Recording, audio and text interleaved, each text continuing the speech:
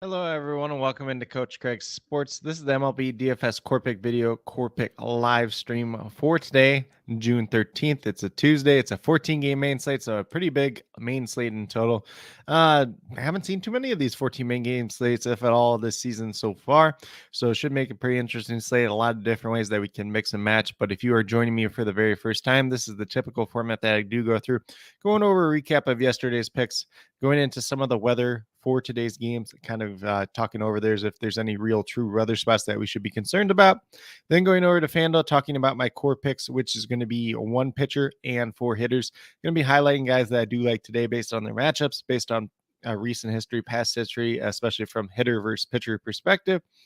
You definitely don't have to play all those guys together, but if you want to do so, you're definitely more than welcome to. And then last but not least, get over the cheat sheet, the bottom half of it, and talk about my top GPP teams to stack overall for today's slate. But without further ado, we'll get started with a recap of yesterday's picks. So these were the 5 core picks that I had. At least early on in the day, I had Bryson Stott. He was not in the starting lineup, so did pivot over to Kyle Schwarber there. So that is something to note. But at the pitcher position, with James Paxton at $9,800, one of the most popular pitchers yesterday, but got to 46 fantasy points. He was a hit in the top overall pitcher on yesterday's slate. At catcher / first base, we had Salvador Perez, $3,000, got to 21.7, so he did end up hitting a home run yesterday, was a hit. Technically, he was the 4th overall catcher, pretty decent day for catcher. JT Realmuto was up there. Trying to remember who else, but a couple other guys that hit home runs too. So definitely a really good day out of Salvador Perez. Taro Estrada, who you could play at second base or shortstop, $3,400. Got 6.2 points. Did end up giving him a push.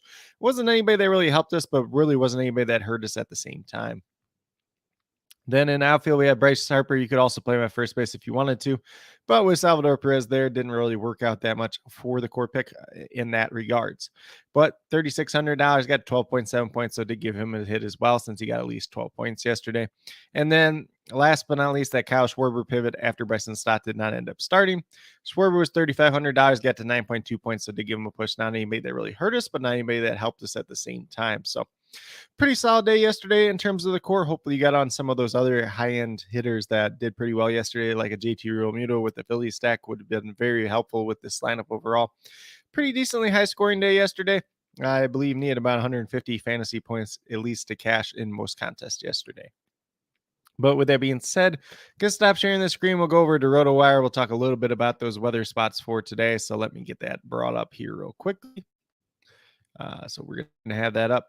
And I think there's only 2 weather spots that have potential rain today. And that's going to be the Colorado Rockies and the Boston Red Sox game, which is right here, 22% chance of precipitation. Don't look like any of these games should be postponed. Maybe minor delays today, anything else like that. But should be pretty straightforward today. And then I believe the other one is the Pittsburgh Pirates in the Chicago game, Cubs game in Chicago, 36% chance of rain over there. If anything does majorly change weather-wise throughout the day, we'll leave it down in the comments, so definitely make sure you're checking up on that throughout the day.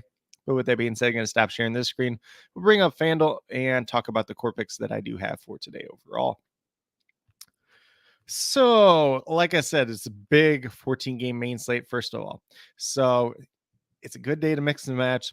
Just because I have one pitcher here or even 3 in the cheat sheet does not mean there's multiple pitching options that are available besides those guys. A lot of different people in play.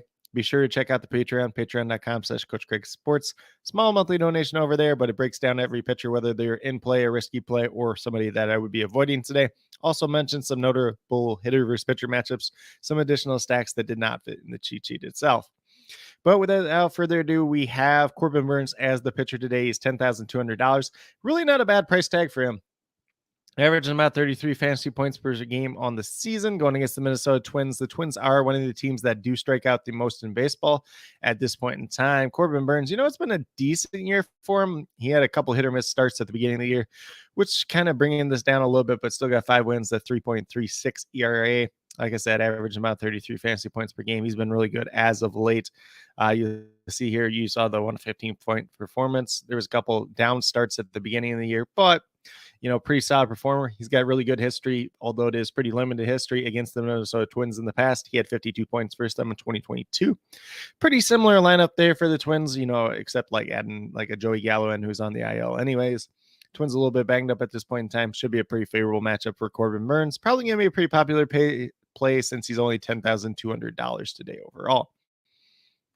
Then as we move down, going to Vladimir Guerrero Jr. He's only $3,400 at this point in time, averaging just over 10.5 fantasy points per game. 6 for 16 with 4 home runs in his career versus Dean Kramer, who's pitching for the Baltimore Orioles today.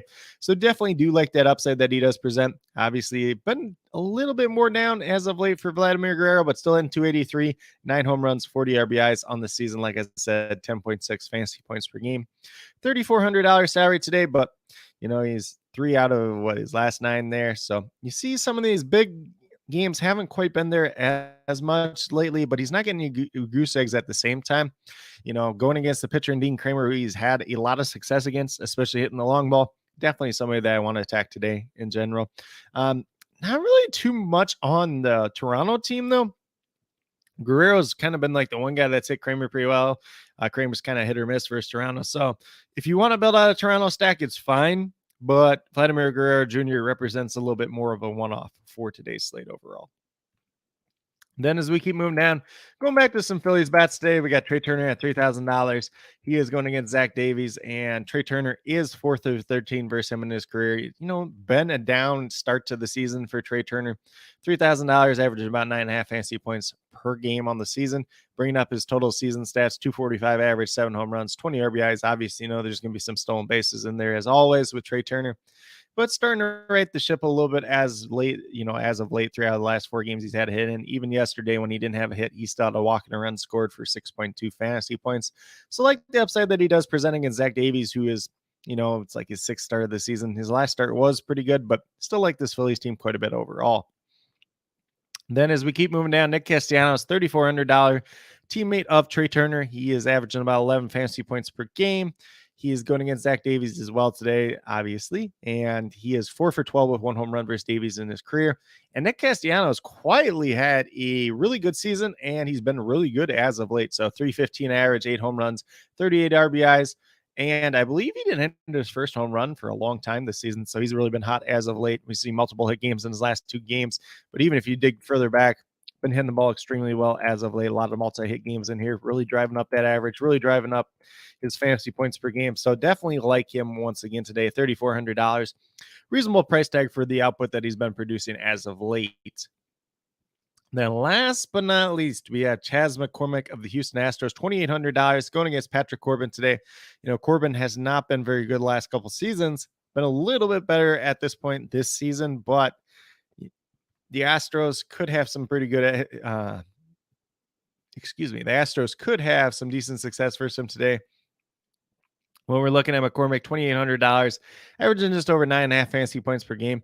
Obviously did deal with a little bit of injury bug there for a little while. Only a 227 average on the season, 5 home runs, 16 RBIs, has a little bit of chance to stolen bases here and there as well. But in his career versus Patrick Corbin, 1 for 2 with a home run. So do like the upside there. He's a guy that does traditionally hit left-handed pitching pretty well. A little bit of hit or miss as we've seen in recent games out of him, but do like the upside that he does present today at a reasonable price tag in $2,800. If you're looking at somebody else in that $2,800 price range, it's also my cheat sheet, but Taylor Ward's been hitting the ball extremely well, going against left-handed pitcher today in Cody Bradford, who, he doesn't have any history versus, but has hit left-handed pitching pretty well in the past as well. But with that being said, these are the 5 plays that I do have in terms of core picks for today. If you go with these 5 here, $12,200 remaining, just over $3,000. So a decent amount of money, whether you want to pay up for a couple guys, pay down for a couple of guys, or take a little bit more balanced approach. Definitely a great slate to mix and match with the 14-game main slate. Going to be a little bit trickier slate today since there is so many options out there in general. If you guys have any specific questions related to MLB DFS, be sure to drop them in the live chat if you're watching live, or down in the comments if you are watching on replay, and I'll get back to you as quickly as possible. Also, be sure, get ahead of myself here. But with that being said, we'll close out of here. We'll go over to the YouTube community tab, talk about the cheat sheet, the bottom half of that, and the top GPP teams that I do have to stack for today overall. So if you are brand new to my channel, this cheat sheet is 100% free. It is posted up daily, Monday through Friday. on Twitter. It's up on Facebook. It's up on the YouTube community tab as well. Different level players for each position, whether they're a pay up option, a mid range guy, or a kind of pay down or value spot in general. So the bottom half here is the top teams to stack. There's usually 4 to 5 on the day. It really just depends. Sometimes I'm able to sneak 5 in, like today, if you have some of these shorter team names. But like as I mentioned already before, patreon.com/Coach Craig Sports, there is more additional stacks up there as well. But the top GPP teams that I do have to stack, Phillies are going to be one of the main ones since they are going against Zach Davies. Like I said, Zach Davies, I believe, is his 6th start on the season. Last start was pretty good, but he does have a history of being, a mediocre pitcher at this point in time of his career. No offense to him or anything, but Phillies should have some pretty good history versus him and some pretty good results most likely today once again. Then we have the Cincinnati Reds. They didn't really make my cheat sheet because there isn't really too much history here versus Jordan Lyles, but Jordan Lyles is pitching terribly at this point in time. ERA, I believe, up over 7. I think he even has double-digit losses at this point in time, which is kind of crazy because he's only made like 11 starts, but has not been good whatsoever at this point. So definitely do like the Reds. Maybe a little bit sneakier of a snack today. I guess I do have Ellie De La Cruz up there. He's probably going to be the one as Red player that is pretty popular. Jonathan India, I believe, is in the sheet as well, but he's been hitting the ball extremely well. So a lot of different options that we could attack from that Cincinnati Reds team. Maybe we want to get a little bit away from Ellie De La Cruz since he's the one that's probably going to draw some ownership. Maybe you get to Jonathan India's, Tyler Stevenson, a TJ Friedel, somebody else like that. Maybe even Stuart Fairchild, who's been stealing a lot of bases as of late. And then got the Dodgers. They're going against Lance Lynn. Lance Lynn's given up a lot of contact. Dodgers have a pretty good hitting lineup, as we pretty much know for a while. A lot of their veteran hitters have hit Lance Lynn pretty well in the past, whether it's a Mookie Betts, a David Peralta, heck, even Jason Hayward there, who's kind of having a little bit of a resurgent year at this point in time. Then we have the Tampa Bay Rays. I threw them in there. They're going against Hogan Harris of the Oakland A's. It's like his 2nd career start, I think, 5th career appearance. So there is some pretty decent upside to be had there, although he did pitch pretty well the last time out. But do like the Rays as a potential stack against him. Lefty on righty matchup there for some of their hitters. Do like that in general. And then last but not least, we have the Houston Astros. Talked a little bit about Chas McCormick, but going against Patrick Corbin. Not a long list of history there, but some opportunities to be had just in general. So that's kind of what I do have in terms of the top GPP stacks for today. It's what I have in terms of the MLB DFS Core Picks. Like I said already, if you guys have any additional questions, feel free to drop them in the comments. I will be listing any additional weather updates down there as well. And then the starting lineups, as they do come out throughout the day, I will have posted there. So just make sure you're checking up as we get closer to lock. If there's any changes to my initial core, I will leave it as a pinned comment like I did yesterday in the case of Bryson Stott. But with that being said, that's pretty much what I do have at this point in time. If you are brand new to my channel, checking out for the very first time, or have not already subscribed, you find my information informative. It helps you in your process of building out daily MLB DFS lineups.